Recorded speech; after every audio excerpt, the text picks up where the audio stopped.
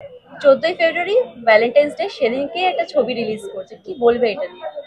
আর মানে এটা আমাদের খুবই ভেরি ফর্চুনেট যে আজকের দিনে এরকম একটা ছবি রিলিজ করছে, যার মধ্যে প্রেম, ভালোবাসা, মারপিট, কমেডি, মেজরলি কমেডি, এরকম একটা ছবি।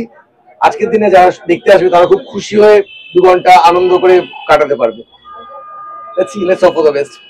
বড় পর্দায় কিন্তু কমেডি জনরার ছবি খুব কমেই গেছে দেখা যাচ্ছে, কিন্তু আবারও সেই একটা জনরা নিয়ে ফিরে আসা হচ্ছে।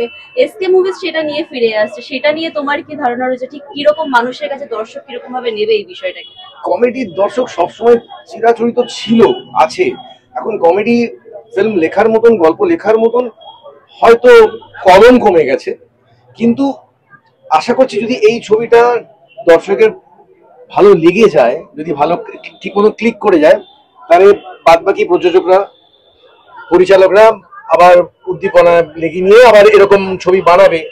আর কমেডি ছবি হলে অলওয়েজই হিট হবে। আমার আমার মনে হয় কমেডি ছবি, আমার কমেডি করতে খুব ভালো লাগে, আর কমেডি ছবি দেখতে মানুষের বেশি ভালো লাগে। তোমার চরিত্রটা নিয়ে যদি একটু বলো। আমার চরিত্রটা হচ্ছে যার ছেলে কিডন্যাপ হয়ে গেছে, আমি সেই সেই বাবা। এবং এই চরিত্রটা খুবই একদম খুবই একটা মোস্টলি 80% কমিক টাচ একটা চরিত্র আছে। আচ্ছা, আমরা যেটা দেখে থাকি সাধারণত, যে একটু অল্প বয়সের বা লিড রোলের চরিত্র যারা করে থাকে সেই অভিনেতারা কিন্তু কমেডি সেভাবে ফুটিয়ে তুলতে পারে না, কিন্তু এখানে যেভাবে জিতুদাকে দেখা যাচ্ছে, তুমি কিভাবে দেখছো যে সেই কমেডি রোলে যদি দরকার পড়ে, যেমন আমাদের বলিউডে রয়েছে বরুণ ধাওয়ানকে যদি আমরা ধরি, সেরকম ভাবে কমেডিতে মেন রোল, লিড রোলে তাকে পাওয়া যাবে বারে বারে? তার চরিত্রটা কেমন আমি লাগে? মনে করি কমেডিতে সবচেয়ে বেশি মেন যেটা প্রয়োজন সেটা হচ্ছে স্ক্রিপ্ট, গল্প।